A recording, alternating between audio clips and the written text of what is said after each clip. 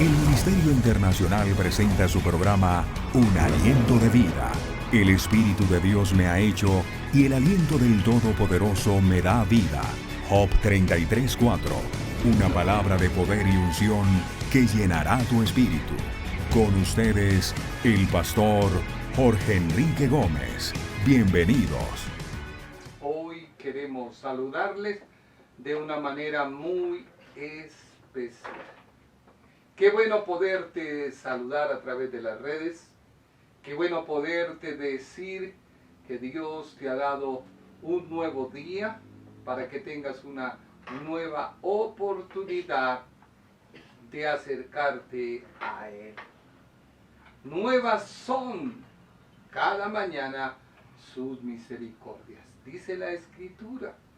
Y hoy tenemos un hermoso tema, el cual vamos a empezar a hablarte y a explicarte de lo que tiene que ver cómo Dios te perdona. Mucha gente nos escribe, mucha gente nos pregunta, hay dudas, pero no he logrado hacerme entender de cómo tú obtienes la justicia o la justificación de Dios. No hay una píldora, no hay nada instantáneo para que tú puedas recibir de Dios. Necesitas un compromiso. Por eso el Señor muy claramente le habló a Josué: nunca se apartará de tu boca este libro de la ley. Y el apóstol dice: cerca está el evangelio en tu boca, la justicia de Dios está cerca en tu boca y en tu corazón. Así que Dios tiene algo muy importante para hablarte hoy, para transmitirte, para decirte que estás a tiempo de acercarte a Él. Pero vamos a iniciar con una oración. Vamos a encomendar a Dios este programa, este tiempo. Vamos a pedir que su misericordia venga a su vida, que la gloria de Dios descienda a su corazón, que en esta hora tú puedas sentir la presencia de Dios. Padre Celestial, te damos gracias. Venimos ante ti agradecidos por este nuevo día, porque un nuevo día no indica el paso del tiempo. Un nuevo día significa un día más de obtener tu misericordia, de obtener tu perdón, de acercarnos confiadamente al trono de la gracia. Yo te pido que tomes mi mente, que tomes mi corazón, que a cada persona que me ve, tú prepares el ambiente para que ellos puedan recibir el evangelio de parte tuya, para que sean tocados por el poder de tu palabra, para que en esta hora hayan milagros y prodigios de una manera sobrenatural, para que en esta hora cada persona pueda recibir de ti, que salga la duda. Oh sí, Señor, yo te pido que todos aquellos que me ven, salga toda duda, toda incertidumbre, toda zozobra, toda sombra de incredulidad que salga de sus vidas. Mira aquellos que sufren a causa de la enfermedad. Tú eres Dios sanador. Enviamos tu palabra, porque tu palabra misma dice: envió su palabra y les sanó. Envío la palabra en esta hora para que tu vida sea sana. Envío la palabra de Dios para que tu vida en esta hora sea transformada, renovada por el poder de Jesucristo. Oh Padre Celestial, salva las vidas, salva los corazones. No queremos predicar un evangelio que incentive emociones y despierte sensaciones. Queremos hablar tu palabra, porque tu palabra es la que transforma. Tu palabra es la que cambia. Tu palabra es la que puede resistir las embestiduras del diablo. Sí, Señor, tu palabra, cuando Jesucristo fue tentado. Oh, sí, Señor, cuando fuiste tú tentado, tú dijiste tu palabra, hablaste la palabra, confirmaste la palabra. Y aunque Satanás también quería usarla, no tuvo poder, no tuvo argumento, no tuvo nada para poder resistir al poder de tu palabra. Y aunque la Escritura dice que le dejó por un tiempo y se fue, oh Padre, ayúdanos, Señor. Ayúdanos en el momento de la prueba. Ayúdanos en el momento de la dificultad. Que nuestra fe no mengüe. Que nuestra fe y nuestra confianza en ti se afiance. Que la palabra abra nuestro corazón, Señor, para que así el ayuno y la oración puedan tener un propósito en mi vida, más que ser una forma de hallar tu justicia. No, Padre Celestial, porque a través de la teología encuentro el conocimiento tuyo. A través del conocimiento en tuyo encuentro el propósito para orar, ayunar, ir a la iglesia, porque de lo contrario me estaré volviendo un religioso más, una persona conformista, una persona que trata de acallar su alma, tratando de hacer cosas, obras que a ti no te agradan. Yo te pido, Señor, que obres de una manera poderosa. Todas aquellas personas que han llamado a pedir oración, los ponemos delante de tu presencia. Y te pedimos a ti que tú te hagas propicio a cada uno de ellos, en el nombre poderoso de Jesús de Nazaret, nuestro Señor. Gracias por compartir nuestras prédicas, los versículos.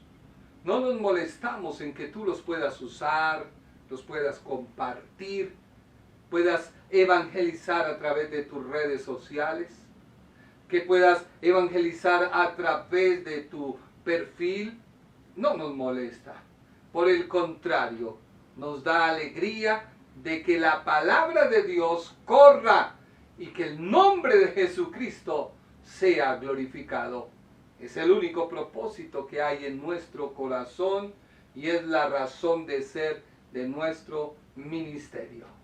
Que tú hables a tiempo y fuera de tiempo la palabra de Dios. Quizás tú no tienes el tiempo para realizar todo lo que se hace detrás de un versículo, pero sí lo puedes compartir, tú lo puedes pegar en tu estado, en tu perfil, no hay problema.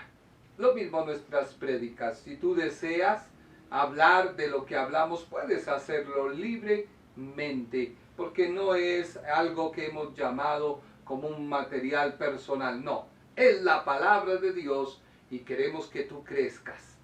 Alguien decía, es que la teología, Satanás no le tiene miedo. Hoy quiero decirte que la teología es el conocimiento de Dios. Y cuando tú adquieres conocimiento, te es más fácil ayunar, te es más fácil orar, te es más fácil leer la palabra porque la entiendes, te es más fácil ir a la iglesia porque la anhelas.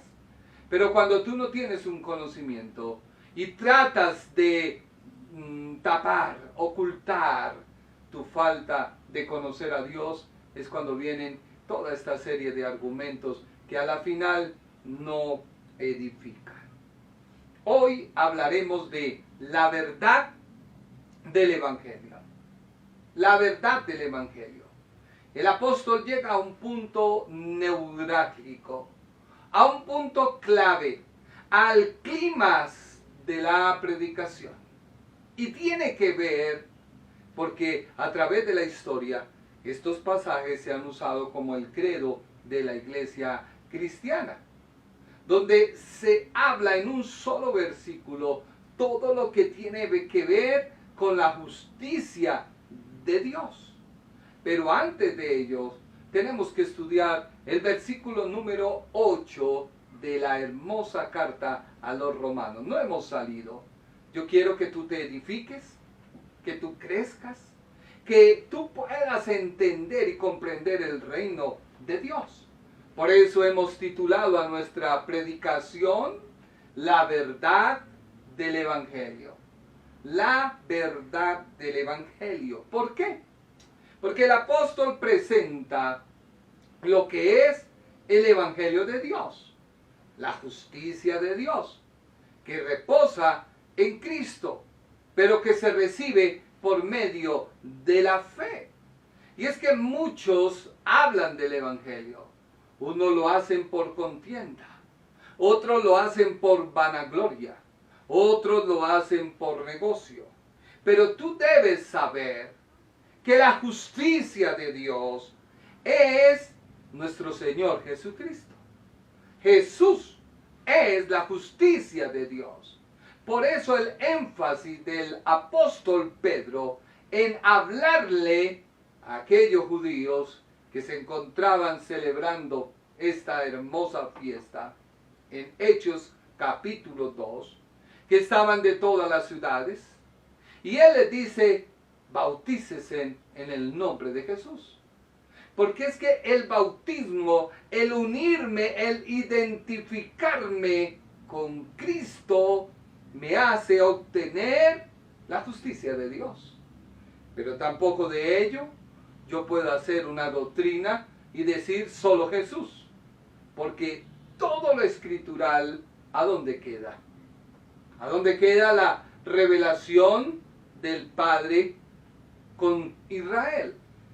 Porque recordemos que nosotros somos adoptivos y no podemos salir con una serie de doctrinas que hasta el día de hoy ni siquiera el mismo Israel lo ha hecho. Israel espera a su Mesías, porque ellos rechazaron al Mesías que Dios envió. Por lo tanto, hablar de una doctrina solo Jesús es un error. Solo Jesús puede salvarnos. Solo Jesús nos va a librar del pecado que ha de venir. Seremos enjuiciados por Jesús. Dios Padre le ha entregado la autoridad.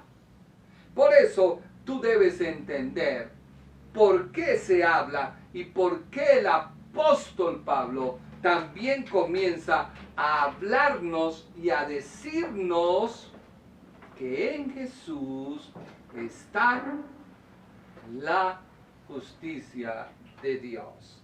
Mira lo que dice Romanos, capítulo 10, versículo número 8.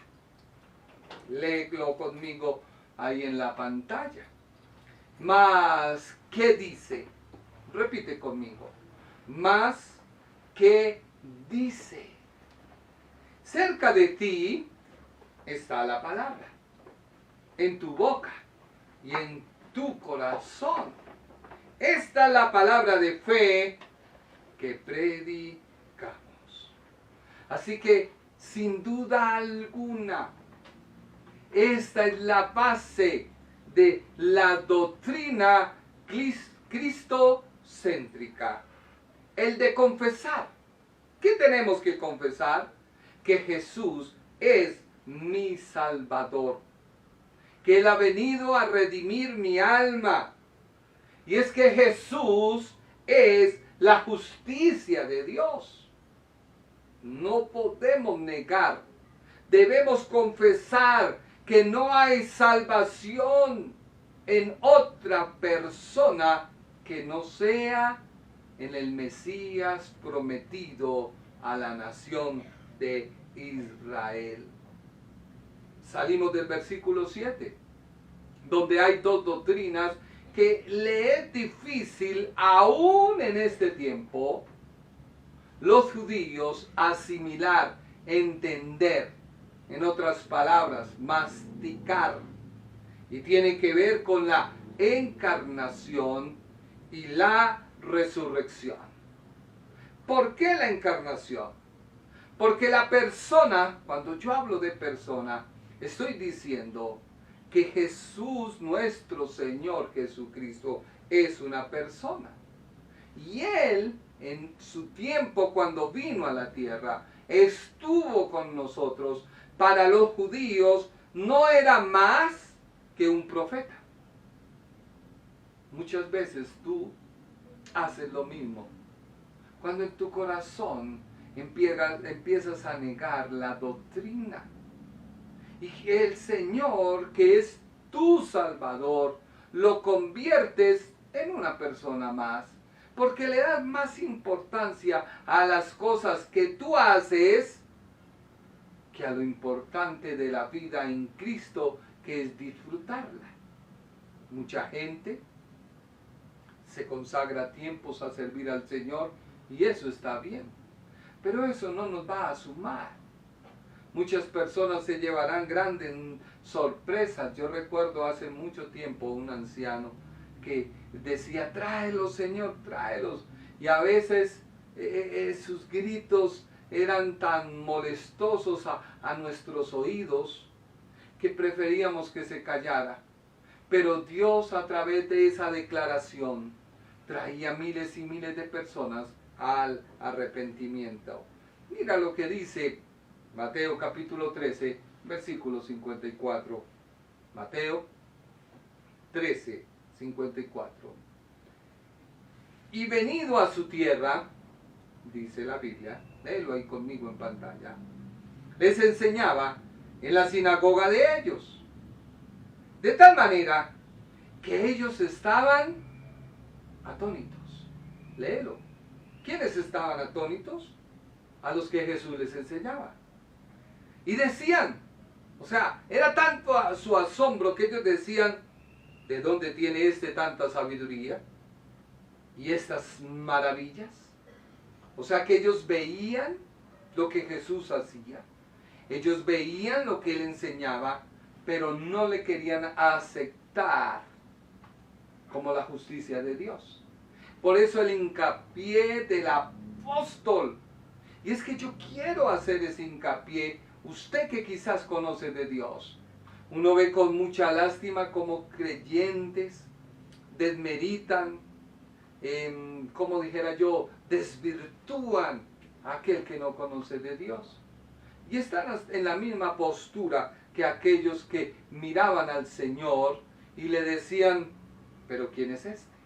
Sigamos leyendo, versículo número 55. Atónitos, sin explicación alguna de su sabiduría y sus maravillas, pero ellos decían en su respuesta, ¿no es este el hijo del carpintero? ¿No se llama su madre María y sus hermanos Jacobo, José, Simón y Judas? Versículo número 56 de Mateo. ¿Y no están todas sus hermanas con nosotros? ¿De dónde pues tiene todas estas cosas? Atónitos y asombrados. Versículo número 57. Y se escandalizaban de él. Y se escandalizaban en él. Mas Jesús les dijo, no hay profeta sin honra, sino en su tierra y en su casa. Y no hizo allí, versículo 58, muchas maravillas a causa de la incredulidad de ellos. Así que la incredulidad, no solo los judíos, hace que nieguen a su Mesías y que no lo reconozcan como su Salvador, sino la incredulidad es lo que no te ha dejado recibir de Dios lo que Él tiene para ti. La incredulidad. Es increíble que muchas personas, estando en el Evangelio, duden de lo que Dios hizo por ellos. Duden de su salvación. Y se levantan grandes conjeturas. ¿Se pierde la salvación? No se pierde. Y comienzan los debates. Y comienzan cuando tú has perdido lo esencial, el conocer a Dios. Cuando tú conoces a Dios, te aferras a lo que Él hizo en la cruz por ti. Y si cometiste un pecado, te aferras a que Él te perdona y su gracia es poderosa para sustentarte, levantarte. Por ello el énfasis del apóstol Pablo, para mostrar y demostrar quién es el Cristo, el Hijo de Dios. ¿Quién es aquella persona que ellos no querían aceptar? Ahora, el hecho de que tú reconozcas a Jesús como la justicia de Dios no te tiene que llevar a desconocer toda la Escritura y decir solo Jesús, solo Jesús, Dios, solo Jesús, solo hay un Dios. Y ahí empiezan los debates. ¿Cómo usted me va a decir que hay tres dioses? No, hay un solo Dios verdadero, pero no es solo Jesús, porque entonces los judíos que tienen el conocimiento hasta el día de hoy de que existe Dios su Padre y la manifestación del Espíritu Santo, el cual tomaba a los profetas y los hacía hablar, ¿a dónde queda? ¿Sabes tú más que ellos? ¿Que a ellos se les entregó la ley? ¿Que a ellos se les entregó el conocimiento? ¿Que prefirieron la letra antes del Espíritu? Ten cuidado. Así que la problemática para un judío, la piedra que desecharon los edificadores, era reconocer que Dios Padre había enviado por amor a nosotros a su Hijo.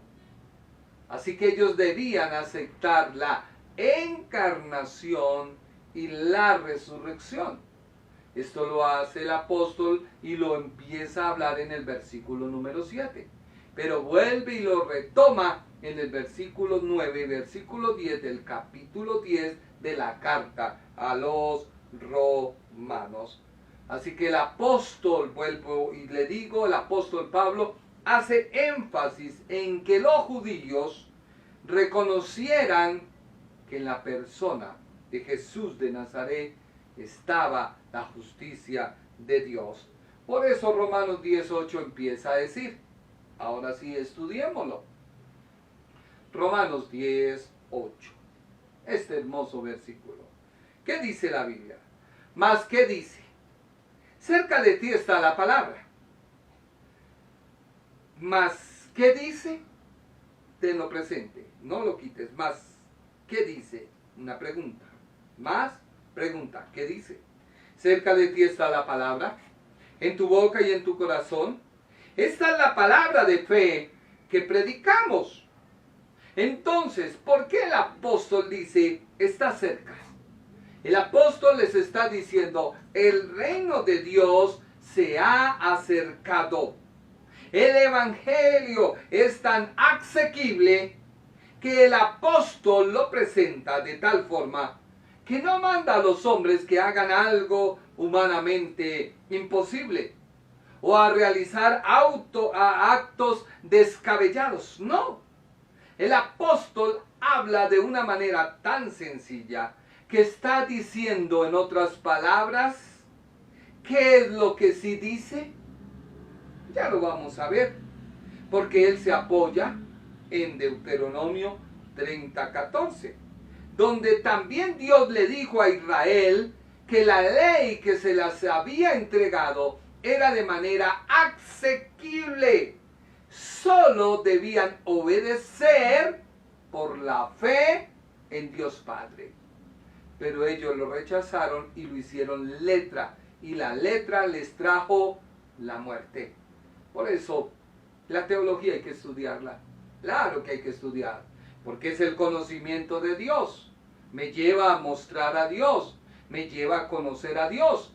Pero no debo tener solo letra, tengo que tener el Espíritu de Dios. ¿Y cómo lo obtengo? Cuando esa teología o ese conocimiento lo someto a la oración y al ayuno. Por eso Dios le dijo a Josué, nunca se apartará de tu boca, en otras palabras, nunca se apartará la teología de tu boca. Pero no solo le dijo eso, sino que de día y de noche meditarás en ella. ¿Qué nos lleva el conocimiento de Dios? A la oración.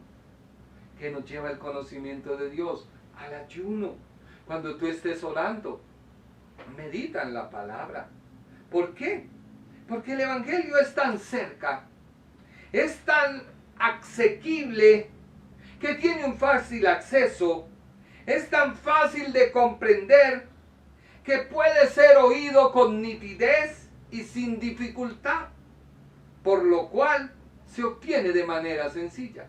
En otras palabras, es como un voz a voz, como cuando la familia grande, pequeña, todos los miembros se reúnen a hablar de un tema, y ese tema, los que tienen el mayor conocimiento lo empiezan a expresar y se empieza a debatir, y una vez dado a conocer, comienza todo el mundo a opinar y todo el mundo comienza a tener un pensamiento de raciocinio.